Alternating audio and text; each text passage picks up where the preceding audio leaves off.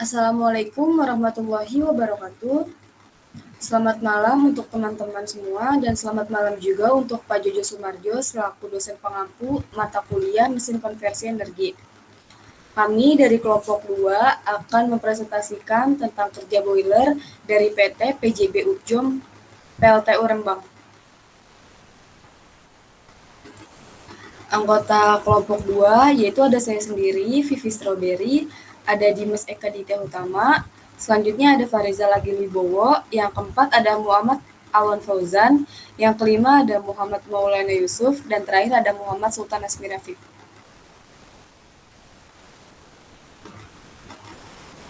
Pembangkit listrik tenaga uap atau yang biasa kita sebut PLTU saat ini memiliki peran strategis dalam sistem kelistrikan di Indonesia. Sebagian besar pembangkit listrik di Indonesia menggunakan PLTU karena dinilai lebih ekonomis dan dapat menghasilkan energi listrik yang memadai. Ketersediaan batu bara dengan harga yang terjangkau menjadi faktor utama penggunaan PLTU di Indonesia. Pembangkit listrik tenaga uap memiliki beberapa bagian utama dalam sistem produksinya. Salah satunya adalah boiler. Next.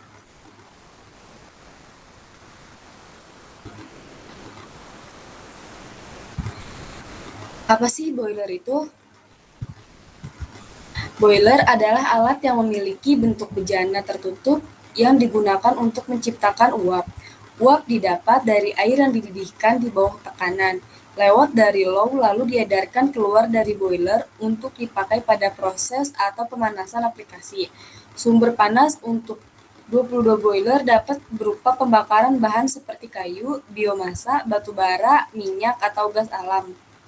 Boiler berguna untuk mendapatkan uap sebagai penggerak turbin. Air yang dipakai untuk bahan dasar pencipta uap harus air murni.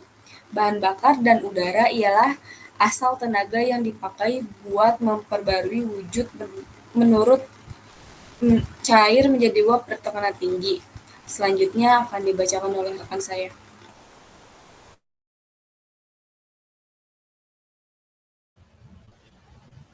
Ya, selanjutnya akan dilanjutkan oleh saya. Next kan. Proses kerja. Proses kerja boiler yang pertama itu ada pembakaran bahan bakar. Bahan bakar seperti batu bara, minyak, atau gas alam dibakar dalam ruang bakar atau tungku furnace boiler. Proses pembakaran ini menghasilkan energi panas yang sangat tinggi. Yang kedua, ada pemanasan air. Air yang ada dalam pipa-pipa boiler dipanaskan menggunakan energi panas yang dihasilkan dari pembakaran. Air ini bisa berada dalam tabung-tabung atau pipa-pipa yang melintas ruang bakar atau di sekitarnya. Pada tahap ini, air berubah menjadi uap. Yang ketiga ada peningkatan tekanan dan suhu. Air yang dipanaskan menjadi uap di bawah tekanan yang meningkat. Pada tekanan yang tinggi, suhu uap meningkat secara signifikan, yang sangat penting untuk memastikan uap memiliki energi yang cukup untuk memutar turbin. Next, Kang.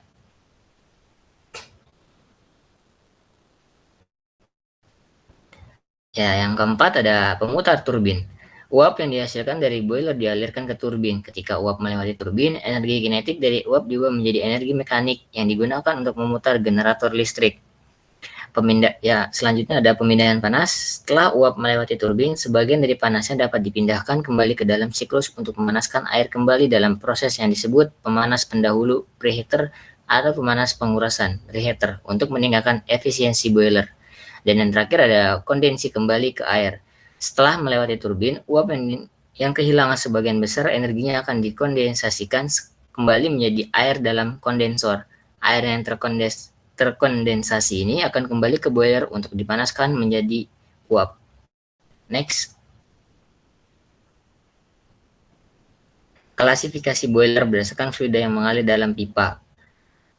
Yang pertama ada fire tube boiler, pipa api dipakai untuk menciptakan uap berkapasitas kecil berkisar 12 ton per jam dengan tekanan steam kecil sampai sedang 18 kg cm2f atau sekitar 250 psi. Dibandingkan dengan ketel pipa air, kemungkinan terjadinya ledakan pada boiler ini lebih sedikit, tetapi dalam kasus ledakan risiko kerusakan sangat tinggi. Yang kedua ada water tube boiler. Dalam ketel pipa air, water tube boiler, pipa yang dialiri air umpan masuk ke dalam drum Airan tersirkulasi kemudian dipanaskan sampai membentuk steam pada daerah uap dalam drum. Ini ditetapkan jika uap yang dibutuhkan dan tekanan steam sangat tinggi. Jenis ini biasanya mempunyai tekanan kerja di atas 18 kg per cm 2F atau sekitar 250 PSI dan kapasitas di atas 12 ton per jam. Ya, selanjutnya akan dilanjutkan oleh rekan saya.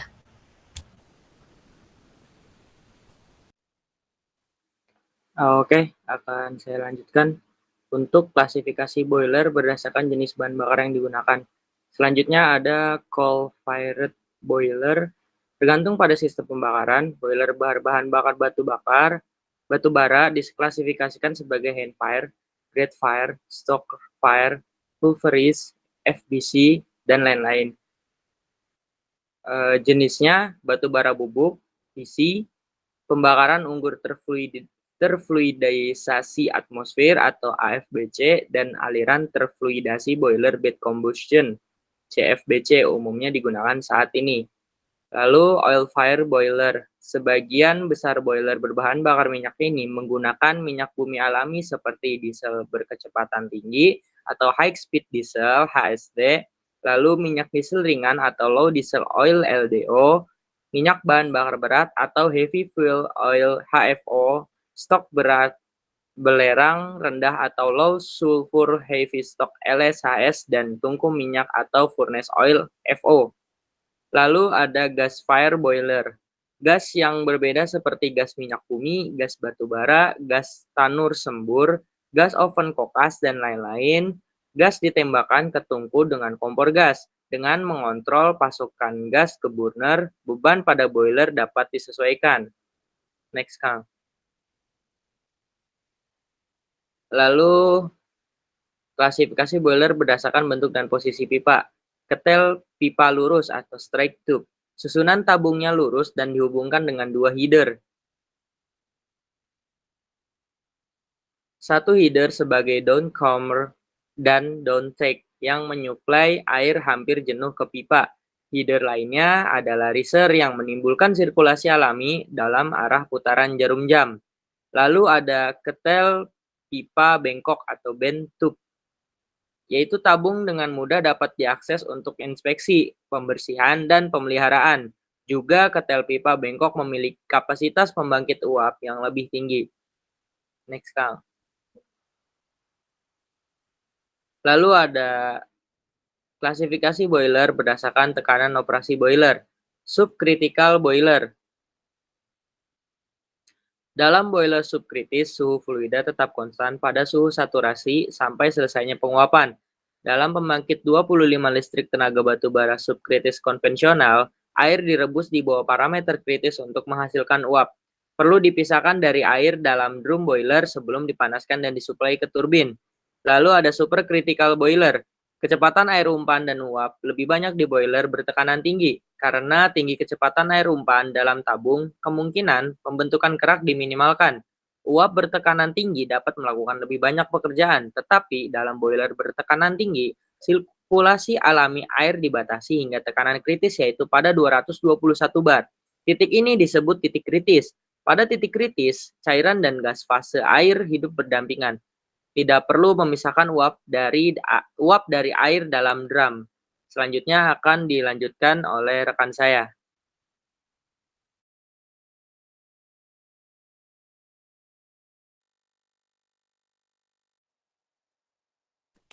Ya, selanjutnya sistem boiler.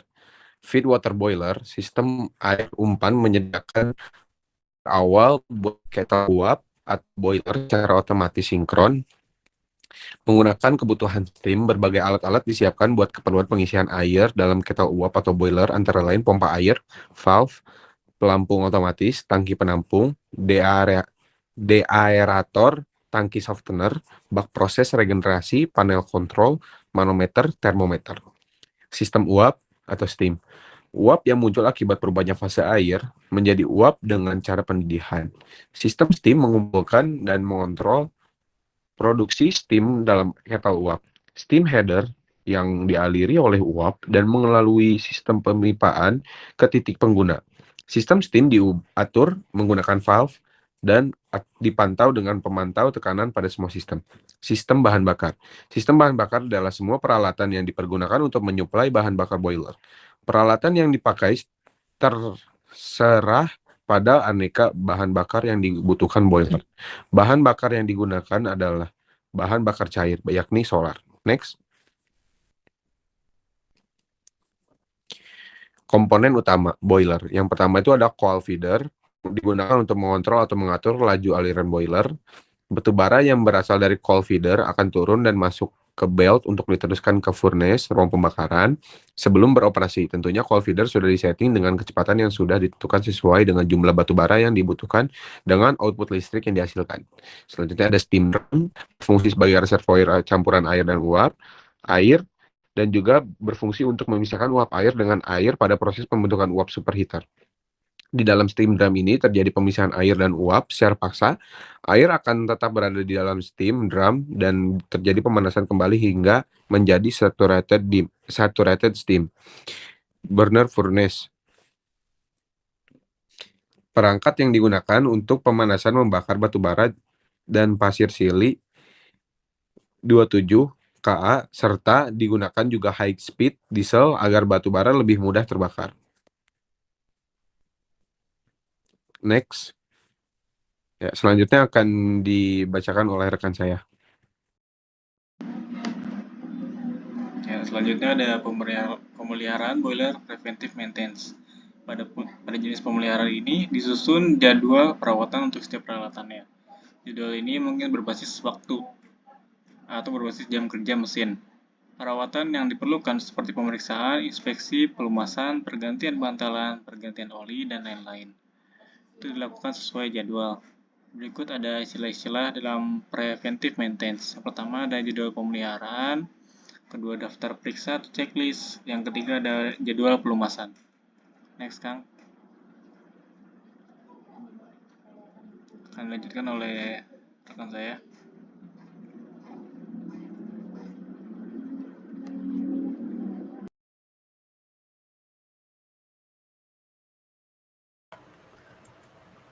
Baik, untuk selanjutnya ada pemeliharaan predictive maintenance pada boiler. Pemeliharaannya adalah tidak berdasarkan waktu, tapi berdasarkan kondisi peralatan yang sebenarnya dalam kasus ini. Jadi ada 32 pemeliharaan. Biaya dapat dioptimalkan dengan menggunakan suku cadang peralatan secara optimal. Manfaatnya yang pertama ini mengurangi suku cadang dan persediaan. Yang kedua, peralatan digunakan secara optimal. Yang ketiga, ini mengurangi perbaikan yang tidak perlu. Yang keempat, ini menghilangkan kegagalan peralatan bencana. Dan juga yang kelima, mengurangi downtime yang mahal. Lalu ini ada daftar pustaka yang digunakan untuk referensi analisis kami. Ada 2 referensi. Baik, itu saja mungkin yang dapat kami paparkan. Untuk lebihnya saya serahkan kepada moderator.